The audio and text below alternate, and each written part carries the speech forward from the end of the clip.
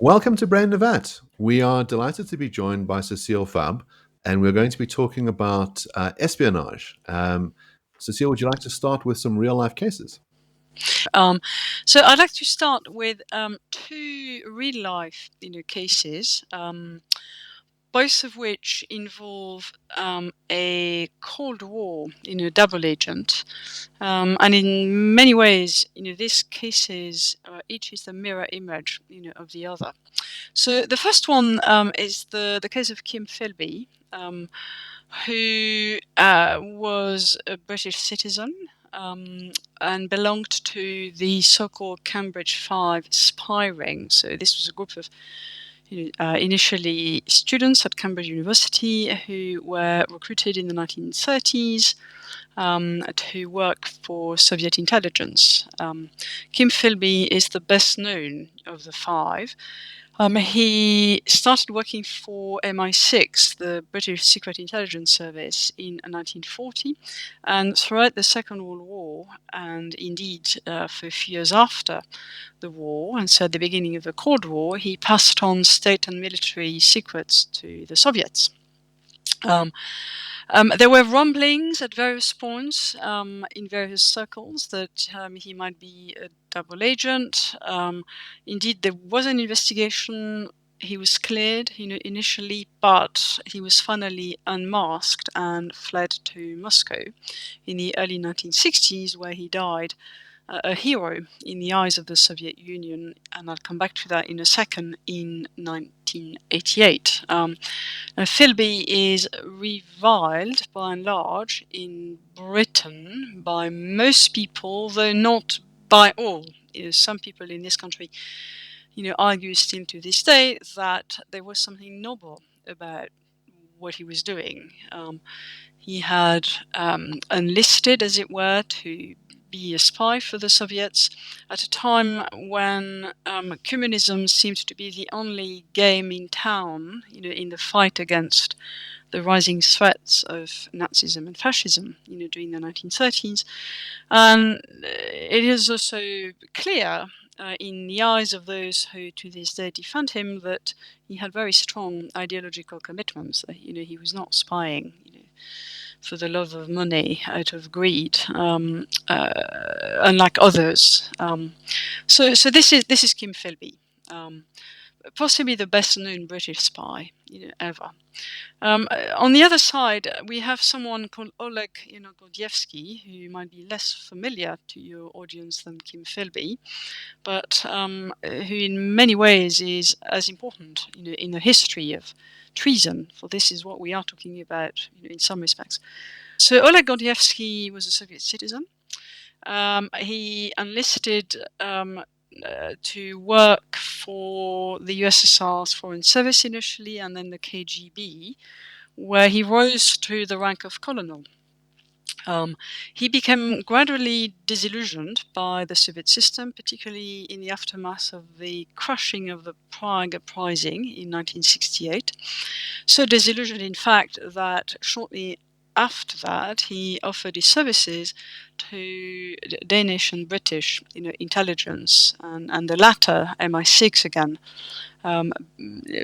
decided to use Gordievsky's, services in Britain's and the US's fight, against the Soviet Union. Gordievsky rose to the rank of deputy chief of station at the KGB at the London, embassy. He was on a trip to Moscow, having been recalled by his superiors in 1985, when he realized that the reason for the recall was that he was under such a cloud of suspicion that he would be interrogated one more time and probably would not emerge, alive. He escaped from the USSR with the help, of MI6, crossing the border, into Finland, found refuge in Britain, where he lived at an undisclosed location under the protection of the security service until he died in March, earlier this year. Gordievsky is reviled by most people in the Soviet Union at the time of his defection in the mid-80s, but still to this day, in Russia. In Britain, however, he is regarded as a hero, and in particular, he's credited for having helped Margaret Thatcher, the Prime Minister, in the 1980s, and through her President Reagan, to understand better what was going on in the Soviet Union in the dying years, of the communist, regime. It was actually very difficult for intelligence services in the West to access reliable information, about what was happening. And Gordievsky was one of the main conduits, where this could happen. So the reason I chose those two cases is the following. Well, there are many reasons. I mean, first of all, through Philby and Gordievsky, we see that the same sort of act, that is to say, passing on, even though you are in an official capacity, passing on state military secrets to the other side, is regarded by one side, your home side as it were, as an act of treason, but by the other side as an act of heroism. And it seems to me that this invites us to think a bit more clearly about the ethical standards, by which acts of spying are judged. Do we judge by our standards? Do we judge by the standards of the other side? By some, other standard? That's something that we need, to think about. The other reason why I think that considering those two cases, together, is related to what I've just said, and it is this. So although intelligence agencies, as we know, have come to rely more and more on an array of techniques which come under the broad umbrella of TechInt, that is to say technical intelligence, the fact remains, however, that they do need human sources. So, if we think about the current war that Russia is waging against Ukraine, what we need really is someone in the room with Vladimir Putin, who has the ear of Vladimir Putin, and who could then pass on information to us. Perhaps we have such a person. I don't know. You don't know. But what I find interesting is this, that if you look at the case of the British in relation to Gordievsky, they were delighted that Gordievsky had volunteered to pass on information to them. But of course, what Gordievsky was doing was, in the eyes of the Soviet, committing treason. That is to say, he was doing exactly what Kim Philby, in the eyes of the British, had been doing against Britain, for the sake of the Soviet Union. And it seems to me that when we think about the ethics of espionage, we do need to think about treason. Because when our intelligence services recruit human sources from the other side, what they are doing, in effect, is induce, allow, enable, benefit from the commission of what would be regarded by us, if it were done against us, as an act of treason. And it seems to me that there is an ethical tension, here, perhaps a dilemma even, that is worth exploring. And finally, what I find very interesting in those two cases is that both Philby and Gordievsky, but traitors, in general, whether they are motivated by greed or by ideological commitment, whether we call them traitors or heroes, pay a fairly heavy personal price. Moreover, they betray, to the extent that they do betray, not just their regime, not just their country, not just their fellow citizens, but in many cases their colleagues, their friends, their family. So Gordievsky's wife, for example, had no idea of what he was doing, and in fact he left the Soviet Union without her and their daughters, and the marriage didn't survive. Philby too committed multiple acts of betrayal, or failed to keep faith, to put it in a slightly less a controversial way, with many of his colleagues, some of whom he had known since student days, and the wounds of that betrayal took a very long time to heal, and that as much is obvious when you read first-hand accounts of both cases. And I think that is interesting because, to the extent that espionage involves manipulation, exploitation, deception, and so on, it lies at the intersection of the political and the personal. And I've always, as a philosopher, I've always found that very interesting, in general, but in this particular case as well. I take it that if you are talking about the ethics of treason specifically and not the political justification, that your particular ethical system is going to play a very big role here. So whichever ethics you buy into. So, for example, if you're a cultural relativist, it explains the initial intuitions that we have that, the home team thinks one thing and the opposition team thinks another, right? So cultural relativist is going to capture that intuition nicely, but it's not going to help us further the discussion beyond that, because we can't decide, the cultural relativist doesn't say which one is correct. It just says that there's two opposing views. If you're a utilitarian, you're going to weigh up the betrayals that happen at home against the greater good. And you're going to care about whether the country that you're spying on behalf of is in the right. You're going to care about whether their political system is the better political system that will bring about a better world. But if you're a deontologist, you're going to care about so many different conflicting things. You're going to care about the betrayals, but you're also going to care about the larger issues. So it seems like which ethical system you use, which theory of right action you adopt, is going to play a very big role on your ultimate conclusions. Yes, so I think that's absolutely right, and I'm a deontologist, and so as you said, in thinking about this, I've had to think about not just the consequences that are brought about by a particular act of deception, in the context of espionage, which is not an act of treason or betrayal. Not just about the good consequences that might ensue, but a whole range of other considerations, which makes this a very complicated question. So, I mean, in the book which I wrote on this, I'm quite harsh, on Philby. And the reason I'm harsh on Philby is because I think that there are profound moral differences, between the Soviet Union on the one hand and, Britain and Western liberal democracies, on the other hand. And I was criticized, for being harsh, on Philby. Now, not just on cultural relativistic, grounds.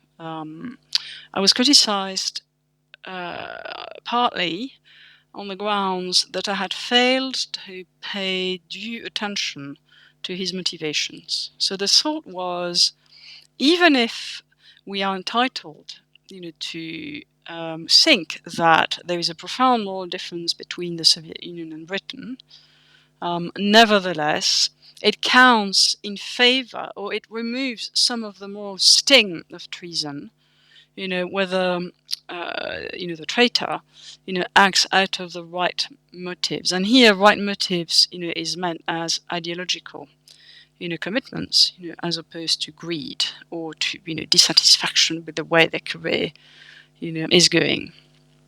And I'm not hugely sympathetic, to that argument. Partly because it seems to me that in order to decide whether those motivations weaken the moral condemnation of the act of treason, we have to think about the ideological content, of those motivations, and that takes us back to square one. So one of the difficulties with working out whether someone has committed an act of treason is to work out where their loyalties lie and who they owe those obligations to. So I'll give you a real life case that happened in South Africa recently. So there are a number of civil rights organizations that are quite concerned about the acts and omissions taken by our current government with regards to protecting minority rights. And so they went on a very public trip to America, and they met up with various diplomats in Washington, D.C., and they disclosed information about what's happening in South Africa. It is information which is publicly known in South Africa, but they wanted to sort of share it to say, we are concerned about what our government is doing to a subset of the population. And when they got home, they were investigated for acts of high treason. And there was an argument put forward that what they have done is treacherous because they should have been loyal to the South African government. And their view is that they are being loyal, but to the citizens of the country as opposed to its officials. So I wonder, in some of these cases, when do we know when we have an act of genuine treason? In the Philby case, he might have seen himself as an outsider to British society. He might have felt that communism was an ideal in which he felt loyal to, and so he was loyal to the ideal, if not to his nation. So Philby did definitely describe himself as an outsider, to British, society. Gordievsky, to get back to him, does say very clearly in one of his interviews, which is reported in his autobiography, something like the KGB was a gang of bandits. Committing treason against a gang of bandits was very good for the soul. A word, to that effect. So I think you're right. The question of who is betrayed requires answering or ascertaining where the bond is. And so by betraying the KGB, Gordievsky was faithful to actually some of the ideals, of communism that he was seen espousing as ideals, at the time. And likewise, Philby was faithful, to those ideals, even though he was betraying the, the British government. Now, you asked, when do we know that we have a genuine act of treason? And I find that question slightly hard to understand for the following reason. I mean, first of all, in my view, treason, or the word treason, is, if not completely neutral morally, nevertheless can be used in such a way that the sentence treason is morally permissible, or indeed, as I argue in the book, treason is morally mandatory, that sentence is intelligible. Some people would say that it is not intelligible. Some people would say that treason, by definition, is morally wrong. No ifs, no buts. And I want to say that, treason can be morally permissible, indeed morally mandatory. So that even if it is true that, Gordievsky was committing treason vis-à-vis the KGB, and not, vis-à-vis the Soviet, citizenry, we can still say that it was a genuine act of treason, but one which, by my lights at any rate, was morally permissible. Yeah, so I suppose there's the distinction between whether the action is justified, and you might have a case where you are even obliged to have committed the act of treason, and we should definitely go into some detail about what those cases would be. But then there's a sort of separate question as to whether you have indeed committed an act of treason at all, because it seems to require a breach of some kind of loyalty. And when the complexity comes in is when one might have dual loyalties, often in cases, I think, where you've got a country which really has different nations inside of it. And so they might say, well, sure, I have betrayed an obligation to my citizenship, but not to the language group that I'm part of. And so that complicates whether there is, a treason or a dual act of treason and loyalty. So, so I agree that in order for that to be a genuine act of treason, whether it is permissible or not, there has to be a salient relationship. And indeed, in law, as you know better than I do, you are a lawyer, I'm not. We most legal systems, distinguish and punish differently acts of espionage, simpliciter, on the one hand, and acts of treason, on the other hand. In fact, one of the most famous cases in Britain, the case of Lord Howe, who, to summarize, was hanged for acts of treason in favor of Nazi Germany against Britain during the Second World War, was in some respects wrongfully convicted because he was not in fact a British citizen. And so by law, he should not have been prosecuted, for treason, but for espionage, instead. So the question is, what relationship matters? And it seems to me that nationality in morality is irrelevant. Long-term residence is irrelevant. What is relevant is whether or not you are regarded, by the community in question as being a member and whether or not you have received, a range of benefits from that community, such that you are under a presumptive, obligation not to act against that community. Now, you don't need to be a national, in order to satisfy those conditions. You can be a national or indeed a long-term resident without those conditions, being satisfied.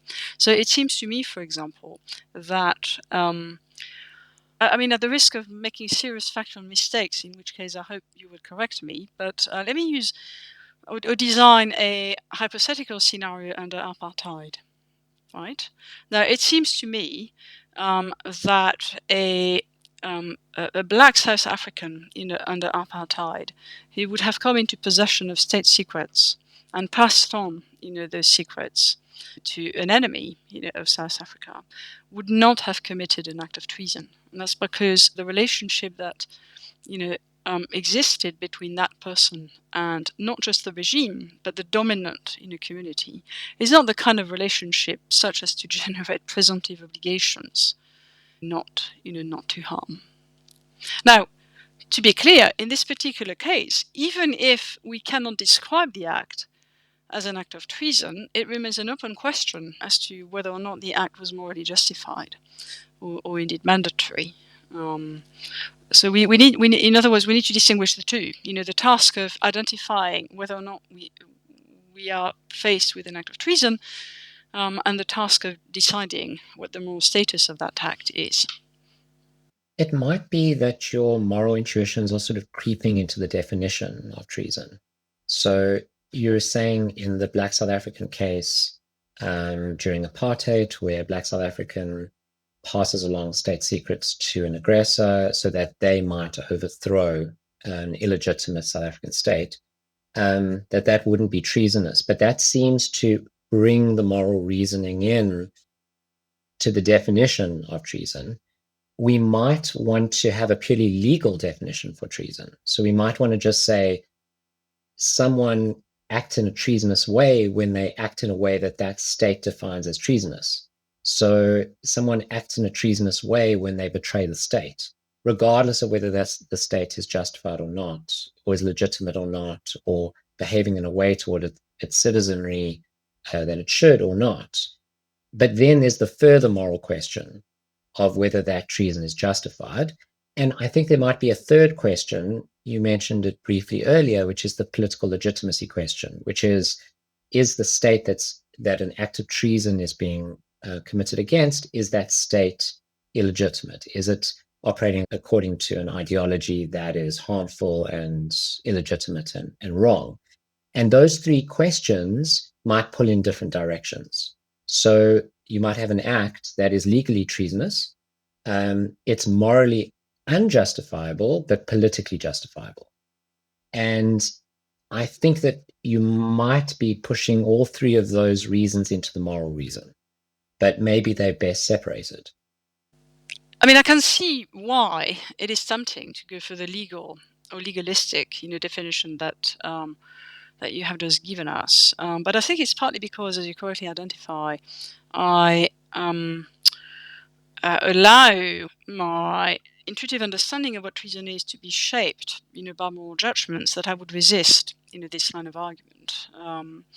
So I find it hard, to describe, the case of the black South African possessor of secrets, as a traitor. It may be that that your definition is more robust, than mine, but then I would say, okay, fine. But really, the question that interests me really is not the question of definition. As a moral philosopher and political philosopher, I'm interested in working out whether what this particular person is doing, is morally justified, and if so, why. Now, in your comment, you drew a distinction which I thought was interesting between a moral justification, for an act of treason, or indeed an act of spying, because it seems to me that distinction, carries over on the one hand, and a political justification for it on the other hand. And I'm not sure that would agree, with that distinction. I mean, I have a view, of politics, and by implication of political philosophy, which is highly moralized. So I don't regard politics, nor do I regard war as being sui generis, as obeying, as it were, or rather being regulated, by norms which are very different, from the norms that regulate interpersonal, morality. So I'd be curious, if you allow me to ask you what you think, I'd be curious to hear a bit more about the distinction that you draw between the political and the moral. So I find this problem very interesting, the distinction between politics and ethics. Partly because I don't believe in the existence of politics, but let's just put that aside. So ontologically, I don't believe in the existence of politics, but let's just assume politics is real just for a moment, and just use the example of democracy. So I think that in a wide percentage of people's minds, a democratically elected state is politically legitimate. A lot of people will accept that. There are, of course, people who will not accept that, including myself, but a lot of people believe that a democratically elected state is politically legitimate. But it may be morally abominable, right? So you may have a terrible state elected by the majority of people. It seems that it's politically legitimate, not morally legitimate. So that just seems like a case for drawing those values in opposite directions. Good. So I don't agree with that view. I think of legitimacy, as having both procedural, conditions such as democratic elections, but also substantive, conditions. Now, there is an interesting pair of cases that we might want to think about, and again, without necessarily hewing to treason, as the main theme of our conversation, but espionage more generally. This is a two-pronged, scenario, which I'll describe as follows. So, on the one hand, you have a regime, a state that is, by and large, legitimate, in the twofold sense that it's been democratically elected, and that the overwhelming majority of its, policies are morally justified. Okay, but that state is about to launch a unjust war of aggression against a foreign country. So, on many accounts, this is what happened in 2003. If you look at the US-UK-led, invasion of Iraq. All right. The second case involves a grossly illegitimate state by procedural and substantive standards. So think the Soviet Union, for example, but which nevertheless is conducting a war of self-defense, against an unjust aggression. Again, the USSR, fits that particular bill in April 1941. Okay, and what I find interesting is the question of whether or not there are moral differences between, on the one hand, the case of, let's say, a British, officer who discloses to Iraq the invasion plans shortly before the invasion in March 2003 on the one hand, and the case of a disgruntled Soviet officer who has seen, huge numbers of his colleagues die in the purges which Stalin inflicted on the military in the late 1930s, who discloses Stalin's plans for defense of the Union to Germany. In the weeks, leading to Barbarossa. The reason I find that question interesting is this: in order to reach a view, we would have to work out whether the overall legitimacy of the regime, has a bearing on our moral judgment of this particular individual act. I'm not sure what I think about those cases. I would need to think more.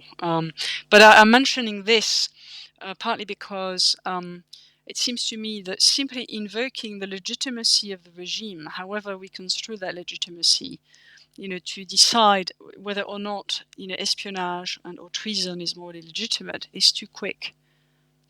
we'd have to know much more about the facts of the case. So I'm interested in, when we're assessing the actions of a particular spy, we could take the view that spies are a form of special moral actor, in a way that, like, a lawyer does things that we think of generally as being kind of unusual.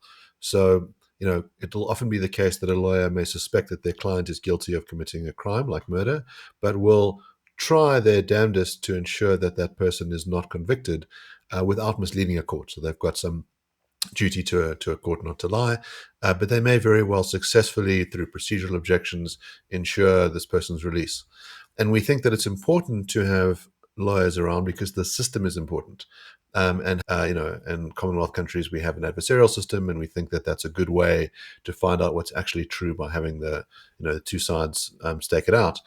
And we might think that spies do things that ordinarily we would think of as being immoral, like acts of deception, acts of theft, acts of betrayal, but that it might be important for a state to be able to function well, to be able to have spies in other countries, even in countries that it's got friendly relationships with, maybe to ensure that these countries really are our allies and that we can, continue to maintain friendly terms with them.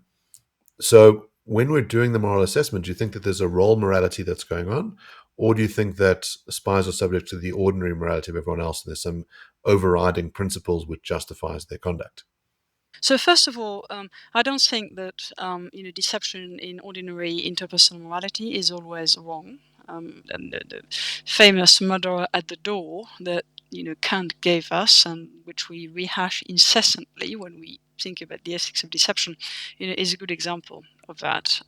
Indeed, nor do I think that what you describe as theft, which I might describe as taking, without the consent of the owner, is always morally wrong either, in interpersonal, cases. And so I could say a bit more about this, but my first move, as it were, in response to your really interesting question, is to suggest that there is far less blue water than your question seems to suggest, between ordinary interpersonal morality on the one hand and role-based morality, on the other hand. My second move, however, is to acknowledge that there is a place, for role-based morality, one that, political philosophers like me are not sufficiently sensitive to. So I think that's an area in our field, which deserves much more thorough investigation. And we need to conduct that investigation because clearly spies, but you could argue along similar lines in respect of police officers, civil servants, doctors, as well, mutatis mutandis, do occupy a role. But moreover, they occupy a role, within highly formalized institutional settings.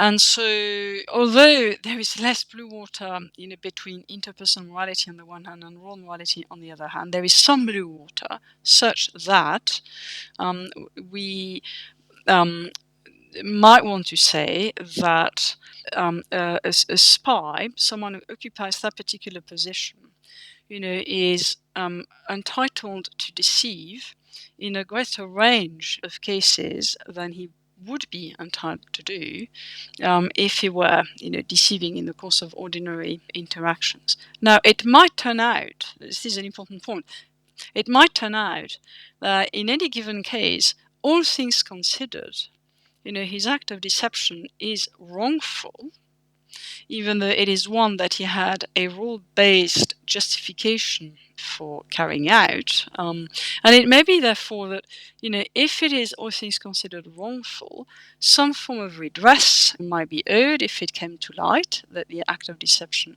was wrongful. But the thought here is this, and it parallels or it mirrors your interesting point about the legal system. And the thought here is this, that if we think that we need to have an intelligence, apparatus, then given the conditions under which intelligence officers have to operate, we ought to be willing to err on the side of those individuals, committing acts of deception that we would regard as wrongful, all things considered, in ordinary morality. The risk of not having that system outweigh, the risks of having it. I think a lot of the conundrums, paradoxes, apparent problems arise because you're adopting a deontological framework. Suppose you were to just adopt a consequentialist framework, a utilitarian framework, wouldn't that resolve a lot of the problems? So wouldn't it be more fruitful? When we want to know how to comparatively weigh the betrayal of the spy towards his family and friends and colleagues against the benefits of the secrets that he provides to the justified opposition. We just look at how many lives, for example, he saved through those revelations, how many people's well-being he improved. And, we see that although his wife is distraught, and we see that although his children lived horrible lives after that, just the sheer number of people that he helped was worth it. And that just seems to be like an easy answer then. Why not just adopt that framework? And I say this as a consequentialist. So it would be easier, but first of all, philosophy is not meant to be easy. Morality is not meant to be easy. I also think that ease comes at the cost of plausibility. Here I'll just rehearse a standard problem with this particular kind of reasoning, with which I'm sure you are very familiar, namely that it licenses some forms or ways of using, people deliberately, which seems to me to be morally egregious. So, on that view, there is no reason why we may not torture a child in order to save 5 people. Now, you and I could go the rounds, and try and resolve that particular dispute. I don't think we'll manage to do this because it's been going on for decades.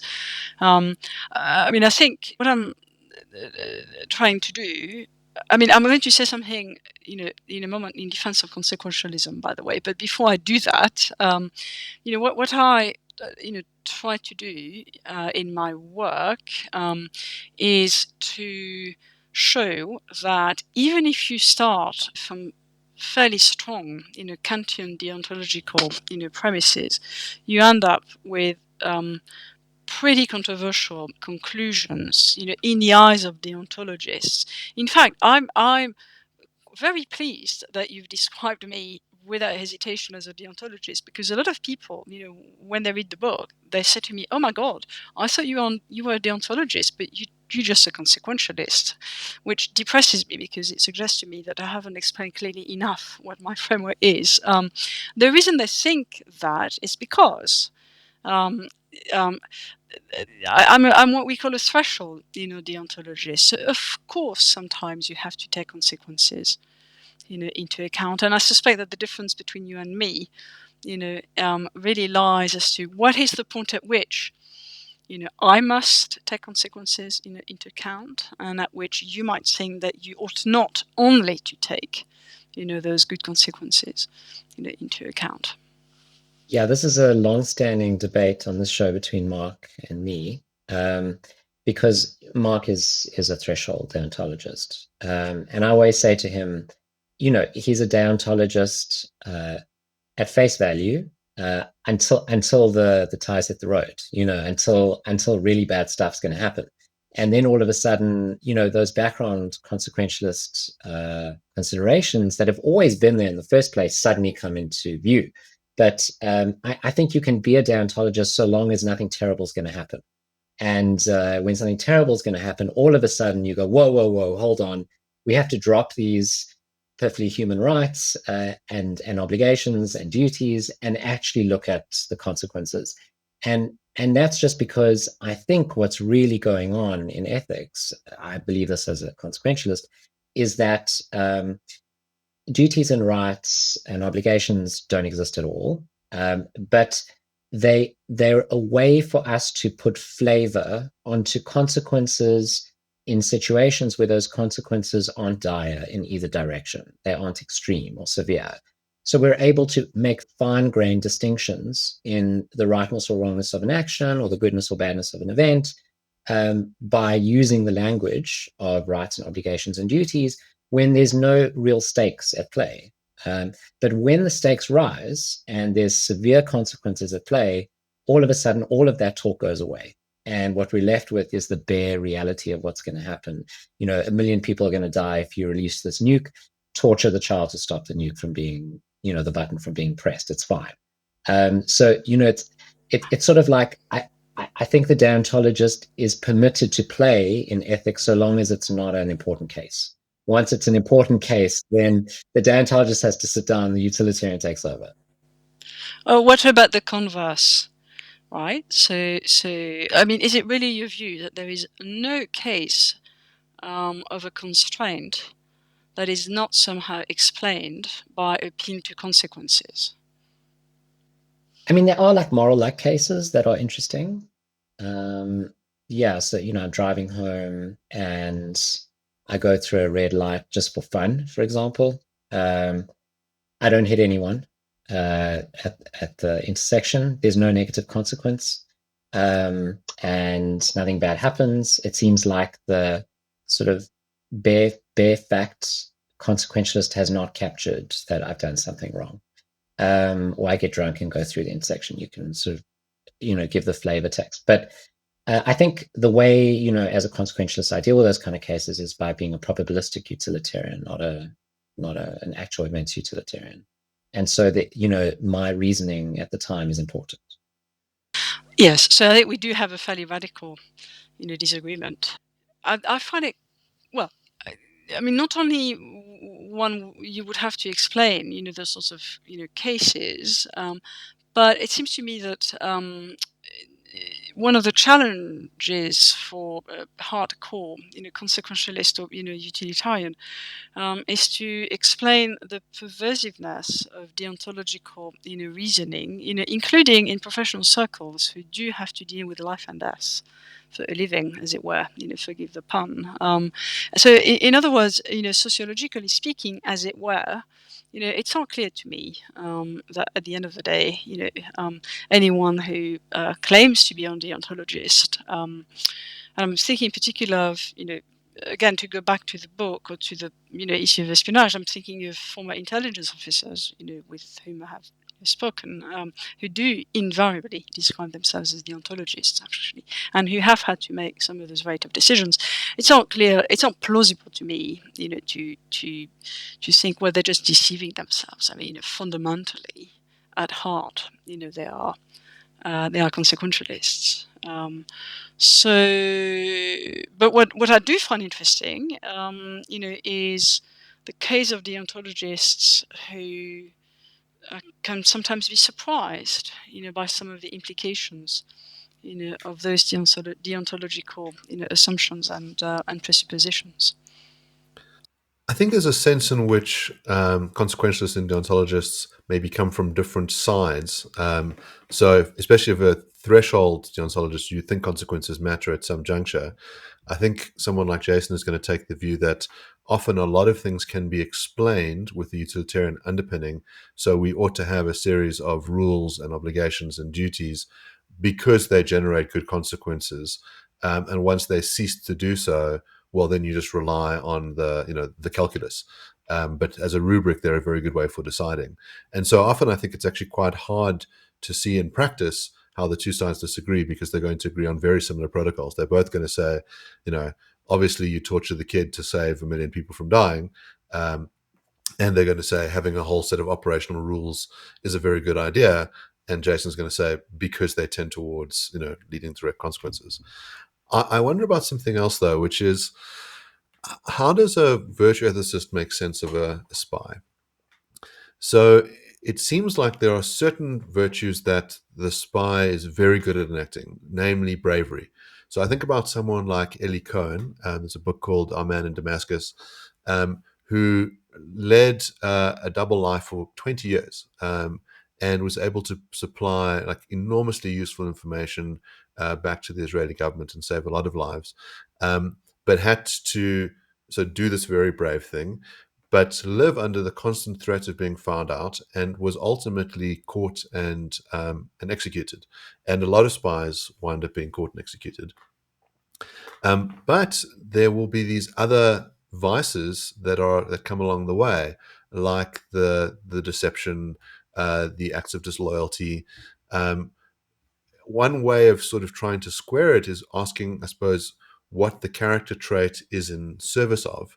So if it's in service of a just end, we might say, well, all those acts of disloyalty, ultimately aimed at justice, and the wise spy knows when they're doing the right thing. But I wonder if that virtue ethics approach is a useful way of examining the spy's conduct. It is. So, up to a point, because, as you said, and I agree with you, in the end, we have to look at, the moral status of the ends which the virtuous, or indeed vicious, spy is serving. Now, you mentioned, amongst the virtues, you mentioned bravery, but I think there is another one. Which did come to my mind, particularly when I was talking to former intelligence officers, and it's the virtue of self-restraint. And I mean, I would say the same about soldiers as well. So it's, well, it's self-restraint together with trust in your judgment. Even at the cost of landing, as it were, on the wrong side of what your superior officers have wanted you to do, or indeed what is expected of you. And so examples I have in mind, here are ones when, the spy, or indeed the soldier, has to make a decision in the light of the situation that he or she is facing, and a decision which is not well covered, by the general principles which are developed in various codes of ethics, and so on and so forth. So it's the exercise of judgment. I mean, to put it in Aristotelian terms, of practical wisdom, in the light of the facts of the case, where you can't, pull the ethics code off the shelf and go to page 38 and find the answer to to your question. The case I have in mind is a real case, which was given to me by someone who was working in intelligence, at the time. And so I can't be too explicit about the temporal and geographical details, but let's say that it's in the Middle East, and this particular group of intelligence officers have been monitoring the phone, communications of a group of guerrilla fighters. And there's one conversation in particular which they found quite arresting, because it involves numbers, being passed on. And in the light of other bits of information that they have, they're saying that those numbers actually are coordinates for an attack. And they are about to go and order a drone strike, on the location of those guerrilla, fighters. When one of them, and they're really raring to go, and one of them says, "No, hold on, we have time. We have time to do a bit more, investigation." And so they stop. And they do take the time, and they find out that those numbers are, in fact, numbers for ordering pizzas. So you want the margarita, it's like number 17, on the menu. So what those people were doing, what they were passing on pizza orders. And I found that example really interesting, because the conditions were very, very charged. That unit had sustained losses not long before, but that one person, had the virtue of self-restraint, but also trusting in what they had learned, in the course of that tour of duty, that things are not, always what they seem. And I think that's an interesting lesson, to learn. I like your position that whether treason is morally justified in any given situation really requires a lot of discussion about the case. It's not always wrong. Sometimes, as you said, it might even be mandatory. And I'd like to go into the mandatoriness in a moment, but I'd like to just give you an argument for the opposite position. So an argument for why it's always wrong, ethically wrong to commit treason. So the argument would run something like this. There's known reasons for not committing treason. There's known reasons for why you should not commit treason. There's known moral wrongs associated with it. And those known moral wrongs are, for example, the betrayal of your friends, colleagues, country. But there is an uncertainty that we all have about the ideology of any given state, whether that is correct or not. So, if we are raised in a certain environment, we have certain biases, and we think we know ideologically what's best, but we really are not very good at knowing for sure. And it seems, therefore, that we should have a lot of epistemic humility about whether we're sure that betraying our country for another is ideologically the right thing to do. But we know for sure that we are committing certain wrongs through that treason, quite significant wrongs, and so we should err on the side of not committing the treason at all. If I thought that running the risk of committing a moral wrong, and indeed running the risk of committing a, all things considered, worse wrong, was always worse than running the risk of wrongfully failing to help, then I would agree with you. But I don't take that view. So it seems to me that sometimes, and here this is where I channel the weak consequentialist voice in me, but it seems to me that sometimes running the risk of a wrongful failure to help is worse than running the risk of acting wrongfully. And indeed, any argument to the effect that humanitarian intervention sometimes is a moral duty is committing to the view that wrongful omissions can sometimes be worse than wrongful acts of killing. And so, because I don't have that view about acts and omissions, which I think is presupposed by the argument that you've given me, then I don't accept that argument. However, although I don't accept it, some of its constitutive elements are very powerful. So the point about epistemic humility, in particular, I think is one that we need to bear in mind. And not just in that context, but in general. But it goes back to, again, which risk one ought to be willing, to take. So given that, and I mean I agree with you, but given the problem here of taking the risk, I like the way you put that. How can it possibly be mandatory then to commit treason?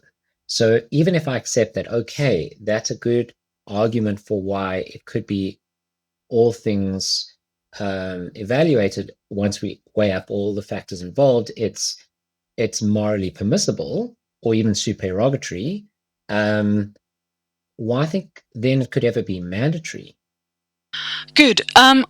Suppose that you are standing next to me and you become seriously ill. There is no time for me to call an ambulance. I have to drive you to the nearest emergency ward.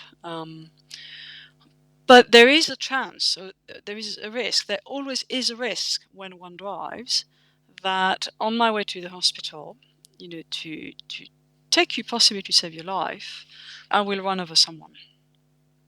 Right? Now, we'd have to know a lot more, is my car in decent condition, blah, blah, what is the magnitude of the risk and so on.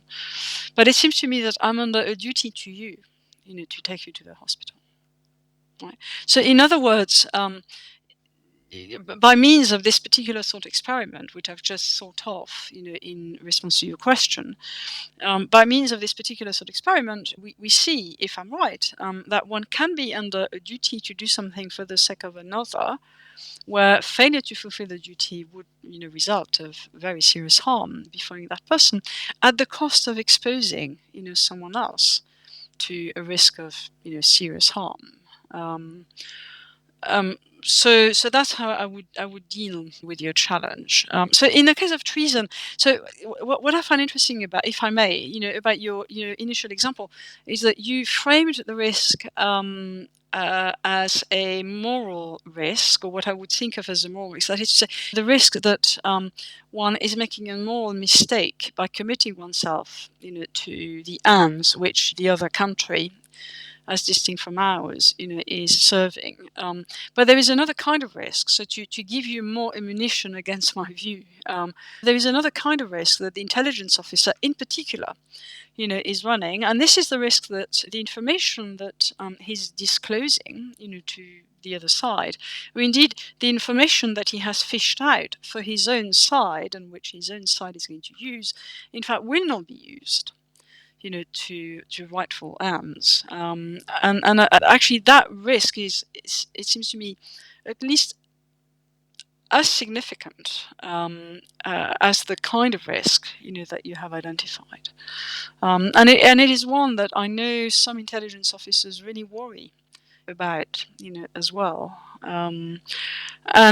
Your question, how can there be a duty, arises, is salient for this particular case as well, but I would respond, along similar lines.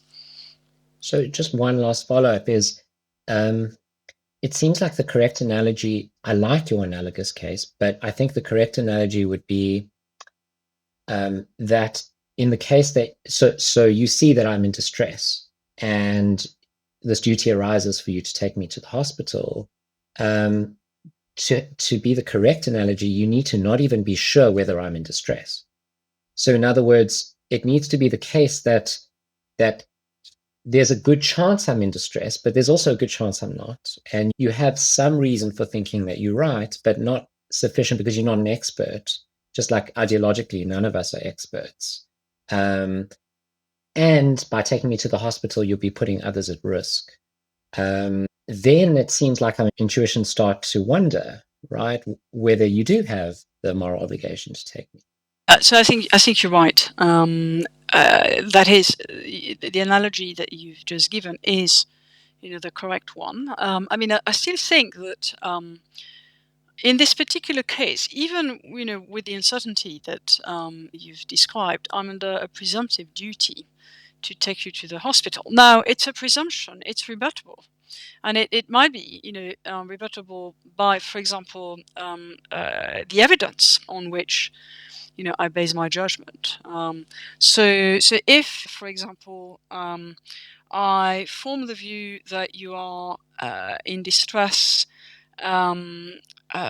because I infer from what you have just, told me about your lack of religious belief, that you can't possibly be in your right mind, so I have to take you to a psychiatric emergency ward ASAP.